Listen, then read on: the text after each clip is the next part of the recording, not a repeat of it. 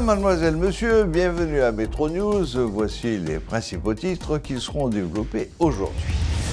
L'horizon commence à s'éclaircir en vue d'un déploiement d'une force de police multinationale en Haïti.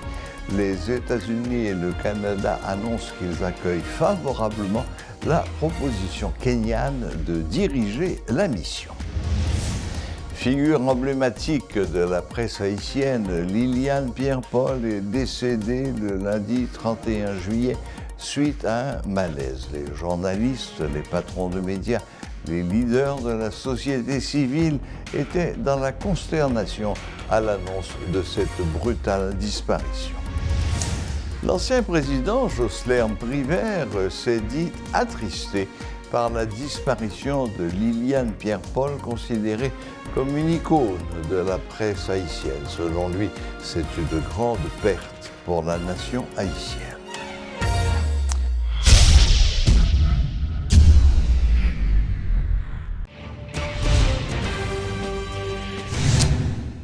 Les États-Unis et le Canada annoncent qu'ils accueillent favorablement la proposition kenyane.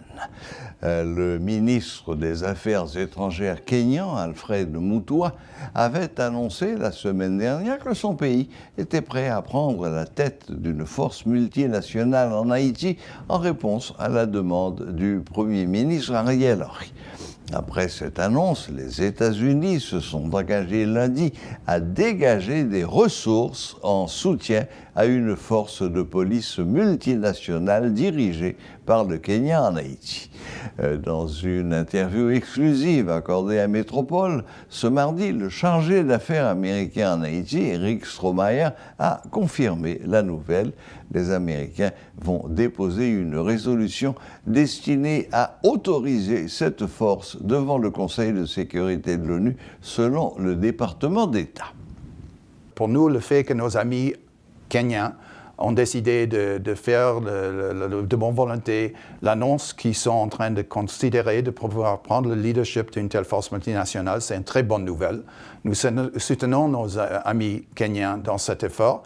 Nous serons, en tant que le grand partenaire d'Haïti, un des plus grands, si pas le plus grand, je crois qu'on est le plus grand, mais ce n'est pas un débat, que nous serons là à faire le partenariat avec tous les amis d'Haïti pour pouvoir avancer cette initiative. On est très content de l'initiative kenyane. On est en train de travailler à essayer de faire notre cotisation avec tous les autres partenaires à pouvoir assister à ce qu'il y ait un déploiement multinational à pouvoir avancer la sécurité qui nous touche tous, qui sont ici en Haïti, pour assurer la sécurité, pour qu'il y ait une continuation des initiatives prises par le gouvernement de transition pour faire des progrès envers un système démocratique et élu. Et évidemment, la sécurité est une partie clé de cela. Et on est très content que les Kenyans ont pris l'initiative qu'ils ont prise et on va faire le plus que nous puissions faire pour le soutenir. En quoi consisterait le soutien ou le support des États-Unis? Il faut comprendre que ça, c'est un processus assez complexe. En première place, il y a une question si vous avez bien constaté la déclaration faite par les Kenyans, il doit y avoir une déclaration faite par les Nations Unies à soutenir une force multinationale. Ça va indiquer les détails d'exactement ce que c'est prévu par la communauté internationale à travers les Nations Unies. Dès que ça s'est établi, que nous allons travailler avec nos amis à pouvoir faire une telle résolution, il y aura une déclaration, une constatation qui est en cours par les Kenyans comme leader et avec les autres partenaires d'exactement ce que c'est prévu. Et il y aura un appel pour 3 différentes sortes de soutien à travers la communauté internationale. Il y aura un appel pour des soutiens en ce qui concerne des autres forces. Ce n'est pas simplement les Kenyans qui devraient venir, c'est multinational. Il y aura un appel pour des soutiens fiscaux et aussi bien un appel pour des soutiens multiformes, d'assistance logistique peut-être, ou d'autres cotisations qui pourraient être faites en équipement ou de formation qui pourraient assister le déploiement d'une telle force. Alors les États-Unis vont être impliqués, j'en suis certain, dans tous ces 3 domaines. Exactement comment? Ça dépend de comment ça évolue. C'est trop tôt pour dire exactement comment, mais je suis sûr et certain que le rôle américain sera très très grande et sera comme une partenaire comme on est depuis très longtemps, parmi les plus grands qui assistent à Haïti depuis très longtemps, et dans ce contexte aussi, on y sera. On pense à la police nationale, on pense à l'armée d'Haïti. Il faut dire que par la police nationale, je veux prendre l'opportunité de saluer les efforts héroïques. La police nationale a des grandes responsabilités. Je suis rassuré par les efforts qu'ils font. Ils ont les contraintes qu'ils ont en même temps. Mais ils font un effort héroïque et je salue les policiers qui mettent leur vie en ligne jour par jour pour défendre le plus qu'ils puissent faire avec les ressources qui sont disponibles. Parlons de la FAD. Il y a des contraintes légaux sur l'assistance directe que les États-Unis puissent faire à la FAD.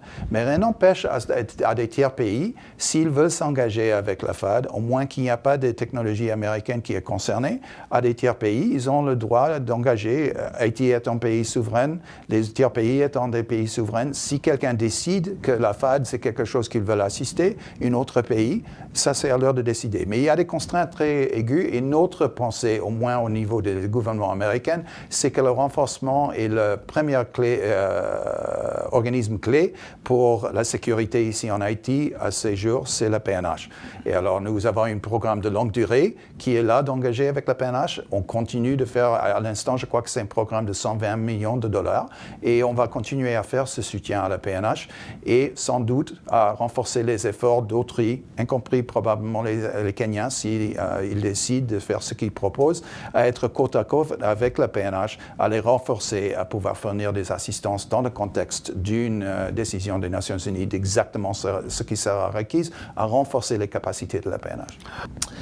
Le Canada annonce également qu'il accueille favorablement l'annonce du Kenya du week-end dernier et se dit prêt à travailler avec ce pays et tous les partenaires afin d'assurer le succès de la mission de reconnaissance et de tout déploiement éventuel subséquent sous mandat du Conseil de sécurité des Nations Unies. Suivez les explications de l'ambassadeur du Canada en Haïti, Sébastien Carrière, joint au téléphone par Métropole. On salue l'annonce du Kenya ce week-end. On l'accueille de façon très positive. On est prêt à travailler avec le Kenya, avec tous les partenaires, afin d'assurer le succès de, d'abord, la mission de reconnaissance qui doit avoir lieu, si j'ai bien compris, dans les prochaines semaines. Et ensuite, subséquemment, un mandat du Conseil de sécurité qui pourrait évidemment avoir cours.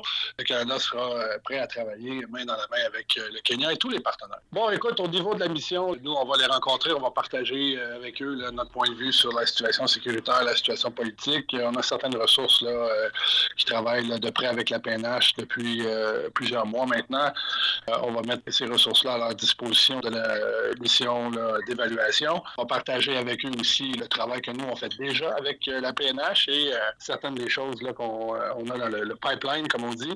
Puis ensuite, selon l'évolution de la situation, on pourra voir. Comme vous savez, nous, on se concentre sur la collaboration pour offrir un soutien direct à la PNH afin d'augmenter sa capacité de régler le problème de sécurité. Donc, ça peut prendre toutes sortes de formes. Il y a déjà, sur le 100 millions qui a été annoncé par le premier ministre Trudeau, il y a déjà 13 millions qui ont été déployés sur le terrain, la majorité sous la forme d'équipement via le Fonds multibailleur des Nations Unies, du PNUD. Donc, les détails de quelle forme l'apport du Canada va prendre là, vont dépendre là, de quelle forme la mission prend une fois que le Kenya aura fait son évaluation là, en concertation avec tous partenaires qui sont déjà sur le terrain. Puis une fois que les débats appropriés auront lieu au Conseil de sécurité, donc j'imagine que tout ça va se décliner là, dans les 2 prochains mois peut-être, ou dans les prochaines semaines, il faut voir. Bon, moi, ce que je comprends, c'est qu'il y a un déploiement policier. Donc, c'est ce que j'ai lu là, dans l'annonce du Kenya de samedi. Je pense que toute solution sécuritaire à la crise doit s'articuler autour de la PNH. C'est une bonne chose là, que les forces policières soient mises à contribution. De nombreux journalistes, de simples citoyens ainsi que des personnalités politiques sont dévastés par la disparition brutale de Mme Liliane Pierre-Paul, directrice de programmation à Radio Quisqueya. Notre collaborateur, Jean-Jules Desaugustes, a rencontré l'ancien président Jocelyn Brivert autour de la mort de cette icône de la presse haïtienne. Il a également abordé d'autres points avec l'ancien chef de l'État et notamment la proposition kenyane. On est heureux de vous recevoir, Monsieur Joseph Brivert, ancien président de la République. D'abord, nous sommes venus peut-être pour recueillir de vous donc, des mots peut-être de circonstances dans le cadre de la mort, l'annonce de la nouvelle de la mort de Mme Liliane Pierre-Paul, que vous connaissiez très bien. Et c'est une nouvelle qui m'attriste personnellement. Parce que, pour plusieurs raisons. Et j'étais encore à l'université dans les années 80, et plus particulièrement cet après-midi du 28 novembre 1980, quand cette voix, celle de Liliane et d'autres compatriotes, ont été arrêtés, torturés et envoyés en exil. C'était des compatriotes que nous n'avons pas espéré que nous t'apprécions encore, parce qu'on était sous la dictature. Donc, ce qui veut dire, depuis les années 80, cette voix occupait l'espace médiatique et tout le monde, tous les jeunes, attendaient les heures pour écouter les nouvelles de Liliane Pierre-Paul, de compère Philo et d'autres. Et quand il y a eu cette hécatombe contre le journaliste, on n'a pas besoin de demander qu'est-ce que ça a provoqué comme onde de choc, comme désespoir, comme déception dans la mémoire des jeunes que nous étions à ce moment-là. Et il y a un cas que je toujours aimé répéter, nous avons des camarades de promotion qui ont arrêté tout. Frères ont arrêté. Donc, on a vécu en première loge cette rave du 28 novembre 80. Et quand Liliane Pierre-Paul et les autres compatriotes sont retournés dans le pays après la fin de la dictature et reprendre le métier de journaliste, de simple connaissance qu'on n'a pas apprécié la qualité de cette journaliste. Et au fil des années, j'ai développé avec elle d'excellentes relations d'amitié. Donc, je dis, ce n'est pas un journaliste, ce n'est pas un compatriote seulement. Pour moi, que je perdu uns amis tout. Comme le pays entier pleure le départ inattendu, comme je l'ai dit dans ma note, de l'icône de la presse nationale. L'annonce qu'il y a, l'espace médiatique haïtien. L'annonce qu'il y a, M. Jocelyn Prévert, c'est qu'en 80, et en novembre 80, comme vous l'avez dit, Mme Pierre-Paul est partie, mais est revenue. Mais ce 31 juillet 2023, elle est partie pour toujours. Elle est partie pour toujours et c'est le pays qui pleure son départ. Cette voix va manquer dans l'environnement médiatique haïtien. Et je doute fort, comme l'a dit, elle va laisser un vide qui ne pourra jamais être comblé. On était là pour parler de Mme Liliane Pierre-Paul, M. Jocelyn Prévert, compte tenu des rapports que vous avez développés avec le temps.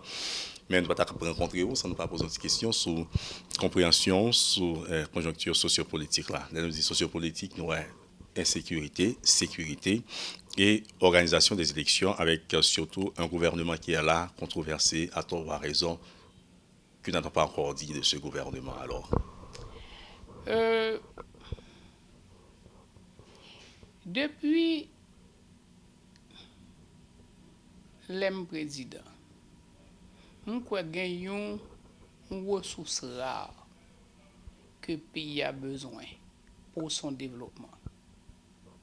Pour faire d'Haïti ce pays transformé, ce pays démocratique, ce pays stable, ce pays solidaire, ce pays prospère, ce pays compétitif, ce pays qui finalement va mettre la fin à cette pauvreté dégradante dans laquelle vit le peuple haïtien. Il nous faut retrouver la stabilité politique et institutionnelle. Comment retrouver cette stabilité à travers des élections libres, honnêtes et démocratiques? Quand il m'a été donné l'opportunité d'accéder à la présidence, j'avais cru que cette stabilité, c'était la chose la plus indispensable pour sortir le pays. Aujourd'hui, encore une fois, le pays est dans l'instabilité politique. Toute action pérenne pour permettre au pays de cheminer vers le progrès doit viser le retour à la stabilité politique. Comment retourner à la à la stabilité politique sans des élections démocratiques, honnêtes, crédibles dans le pays. S'il y a une réponse à donner à la crise actuelle, cette réponse, c'est les CIS doivent sortir des élections. Face à la crise sécuritaire ou socio-sécuritaire, l'international se propose ou propose à Haïti son aide, suite à la demande notamment d'Haïti via le Premier ministre, le docteur Ariel Henry, soit via le Conseil des ministres, comme on le dit. Et maintenant, on a sur la table la proposition de Kenya qui dit qu'il est prêt pour prendre leadership, mission ça. Les États-Unis, le Canada, déjà promettent accompagnement au Kenya dans le cadre du déploiement de cette force, d'abord avec 1 millier de policiers, ensuite l'accompagnement d'autres pays pour une mission multilatérale, donc sur le sol national. Ancien président de la République, vous avez géré des crises sociopolitiques, socio-sécuritaires aussi. Votre compréhension, votre regard, mais votre opinion, pourquoi pas? Haïti est membre de la grande communauté internationale. Haïti doit pouvoir compter sur l'appui des pays partenaires, comme ça a toujours été le cas, que ce soit dans le domaine économique, dans le domaine politique, dans le domaine sécuritaire.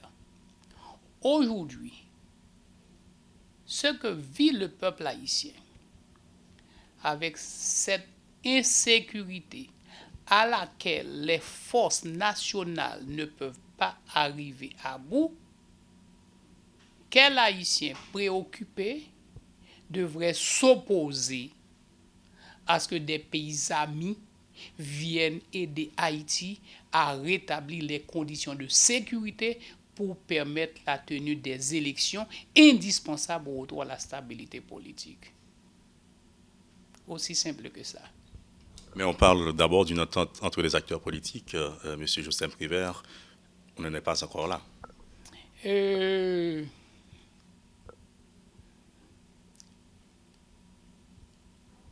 dialogue peut permettre de franchir tous les obstacles. Qu'est-ce que ça demande pour arriver à ce consensus? La bonne foi des acteurs politiques.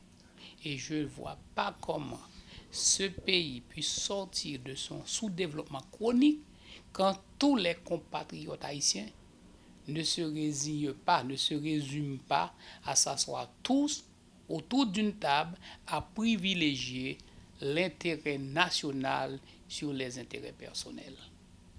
Merci beaucoup, M. Joseph Prévert, ancien président de la République. Merci de nous avoir accueillis dans votre bureau pour cette interview exclusive. C'est à moi de vous remercier. Vous ne m'avez pas donné le temps Allez-y.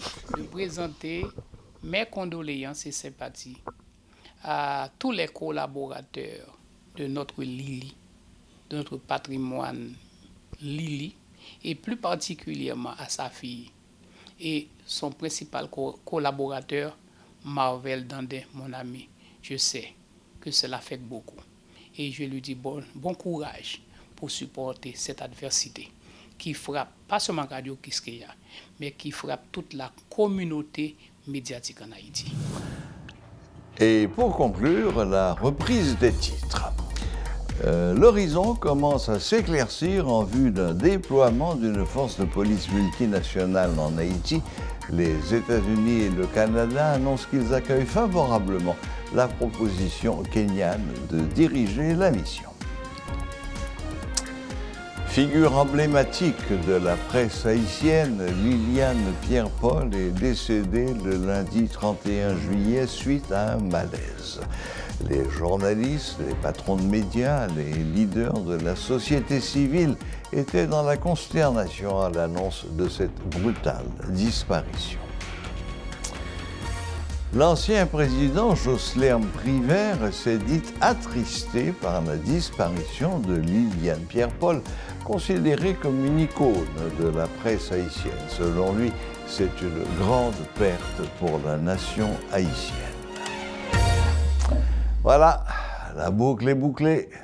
Merci de nous rester fidèles et à la prochaine, même heure, même chaîne.